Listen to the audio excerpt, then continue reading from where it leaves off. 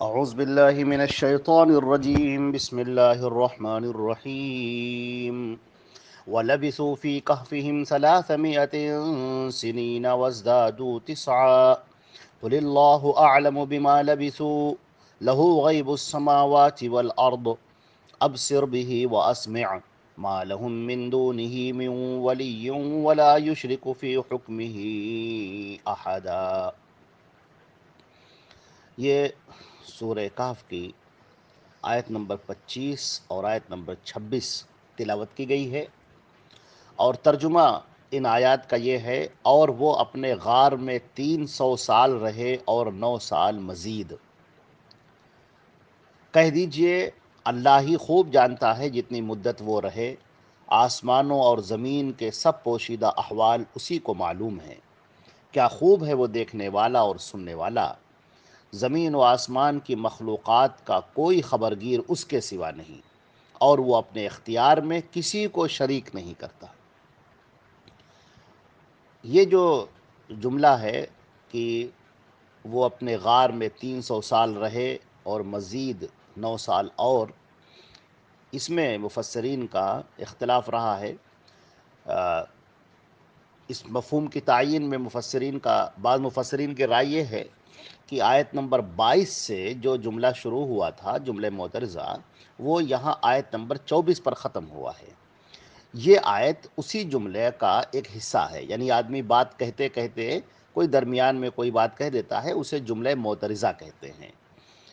جملہ معترضہ کیا ہوتا ہے؟ جیسے ایک آدمی کوئی بات کہہ رہا ہے، جیسے میں نے کہا کہ بھائی زید بہت اچھا آدمی ہے اور وہ یہاں لکھنؤ میں قیام کرنے کی سوچ رہا ہے. اب یہ بات میں نے کہی اور کہتے کہتے میں نے مثال کے طور پر اپنے بیٹے سے کہا: ارے بیٹے میرے پانی لے کر آؤ، ذرا سے ایک گلاس پانی لے آؤ.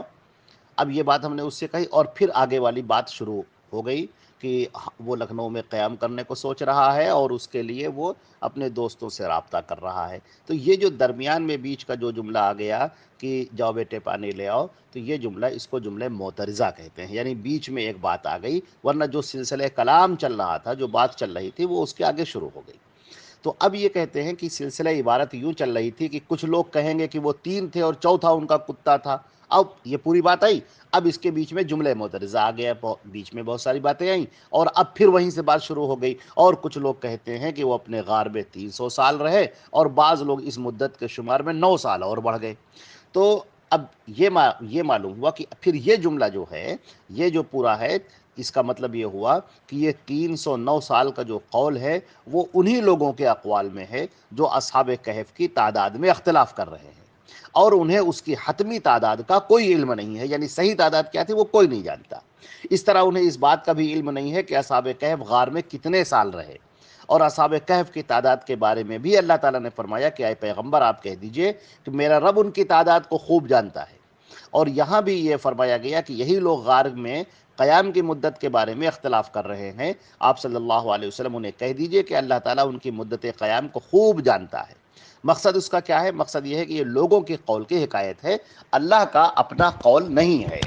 اور اس پر دلیل یہ ہے کہ اگر یہ 300 سال والا قول اللہ کا ہوتا تو یہ کہنے کی کوئی ضرورت نہیں تھی کہ اللہ ان کی تعداد کو خوب جانتا ہے. حضرت کہتے ہیں کہ عبداللہ ابن عباس رضی اللہ تعالیٰ عنہ وغیرہ بھی اس تعویل کے قائل تھے، مگر دیگر مفسرین کا خیال یہ ہے کہ یہ 309 سال والا جو قول ہے، یہ کہ وہ غار میں رہے 300 سال اور 9 سال مزید، جو یہ بات کہی گئی ہے، یہ اللہ کا قول ہے،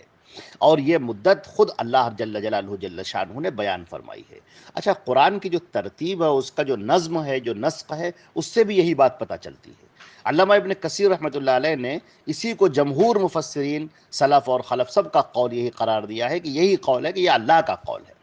ابو حیان اور قرطبی وغیرہ نے بھی اسی کو اختیار کیا ہے.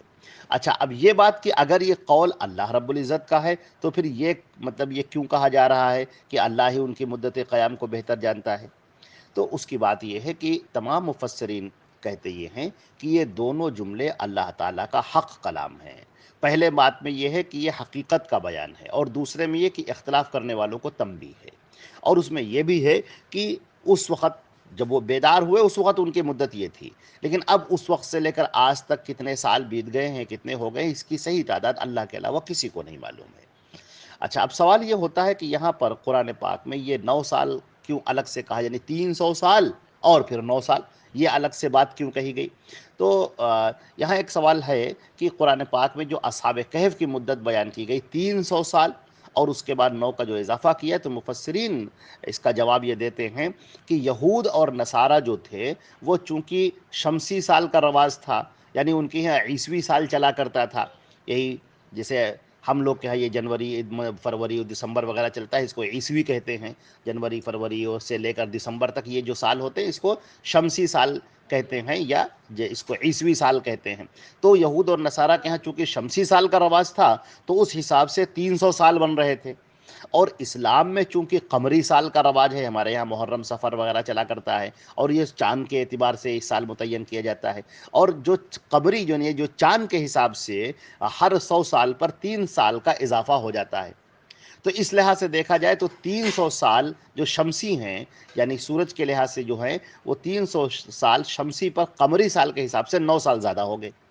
تو ان دونوں سالوں کا امتیاز کرنے کے لیے قرآن پاک نے یہ تعبیر اختیار کی، یہ بعض مفسرین کا یہ خیال ہے۔ اچھا، مدت قیام کے بارے میں قرآن پاک کی جو وضاحت ہے اس کو مؤکد کیا اللہ نے، اور اس کے بعد اللہ نے بیان کیا کہ باقی جو لوگ جو کچھ بھی کہتے ہیں وہ اٹکل پچو کے سوا کچھ نہیں ہے، وہ صرف اندازے سے باتیں کرتے ہیں، لیکن قرآن پاک اللہ کا کلام ہے، اور اللہ تعالیٰ آسمانوں اور زمین کے غیب کو جاننے والا ہے، اور دوسروں کو بس صرف اتنا ہی علم ہے جتنا اس نے بتا دیا، باقی سب اپنے باتیں ہیں، سب جو مجموعہ ہے ان کا جھوٹ سچ کا سب ملا کر باتیں کرتے ہیں، اور حتمی بات وہ کوئی نہیں کر سکتے۔ پھر اللہ رب العزت کے علم کی غائب درجہ تعریف کرتے ہوئے اللہ نے ارشاد فرمایا کہ اس کے دیکھنے اور سننے کے کائنات میں کوئی ایسی چیز نہیں ہے جو اس کے احاطہ سمع و بصر سے باہر ہو۔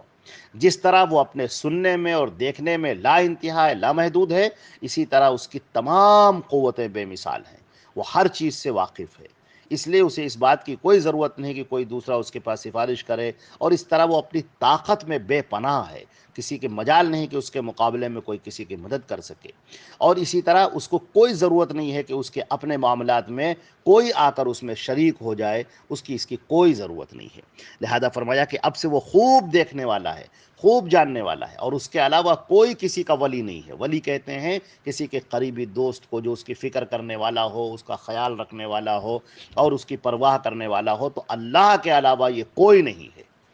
نہ کسی کے اندر یہ طاقت ہے، نہ کسی کے اندر یہ قوت ہے، کسی کی بگڑی بنانا، کسی کی مشکل کشائی کرنا، کسی کی پریشانیوں کو دور کرنا، کسی پر سے فیصلوں کو ٹال دینا، یہ صرف اللہ کی شان ہے اور اللہ کی طاقت ہے، اس کی قدرت ہے۔ اس کے علاوہ کسی کے اندر یہ نہ طاقت ہے نہ قدرت ہے۔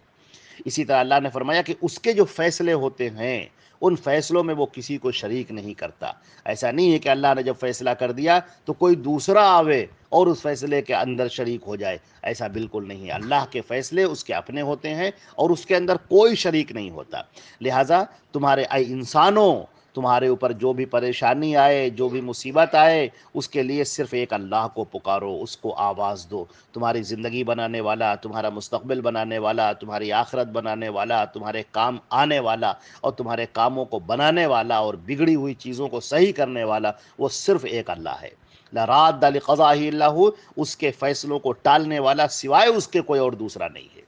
تقدیر کو اگر کوئی ٹال سکتا ہے تو وہ صرف اللہ ہی ٹال سکتا ہے، اس لیے کہ وہی تقدیر، اسی نے تقدیر لکھی ہے اور اپنے فیصلوں کو صرف وہی تبدیل کر سکتا ہے۔ کسی کے اندر یہ مجال نہیں ہے کہ وہ آئے اور اللہ کے فیصلوں کو تبدیل کر سکے۔ لہذا اس بات کا بہت خاص خیال رکھا جائے کہ اس پوری کائنات کے اندر جو حکم چل رہا ہے، جو بادشاہت چل رہی ہے، جو معاملات ہیں، وہ صرف ایک اللہ کے ہاتھ میں ہیں، کوئی دوسرا اس میں شریک نہیں ہے۔ یہ اپنے ذہن سے بات اگر کسی کے ذہن میں بیٹھی ہو تو وہ نکال دے کہ بعض بزرگوں کا بھی اس میں دخل ہے، بعض ولیوں کا بھی دخل ہے، بعض قطب اور ابدال کا اس کے اندر دخل ہے، بعض ملائکہ کا اس میں دخل ہے، بعض پیغمبروں کا اس میں دخل ہے، شہیدوں کا اس میں دخل ہے۔ کسی کا دخل نہیں ہے اس کائنات کو چلانے میں، سب محتاج ہیں، سب مخلوق ہے، اور اللہ سب پر حاکم ہے، سب پر غالب ہے۔ وہی جو ہے وہ پوری دنیا کو چلا رہا ہے، الا لہ الخلق والامر، وہی چلا رہا ہے، اسی کا کام ہے پیدا کرنا، اسی کا کام ہے چلانا، اور وہی سب پر مالک۔ اللہم مالک الملک تؤتی الملک من تشاء وتنزع الملک ممن تشاء۔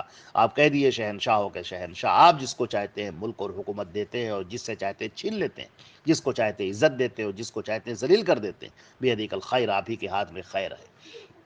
انک علی کل شیء قدیر، اور آپ ہر چیز پر قادر ہیں۔ تو اللہ رب العزت کی جو شان ہے اس کے اندر کوئی بھی شریک نہیں، وہ وحدہ، وہ تنہا ہے، اپنی ذات میں، اپنی صفات میں، اپنے فیصلوں میں، اپنی حکومت میں، اپنے فیصلے کرنے میں، اس کائنات کو چلانے میں، اس نظام کو چلانے میں وہ تنہا ہے،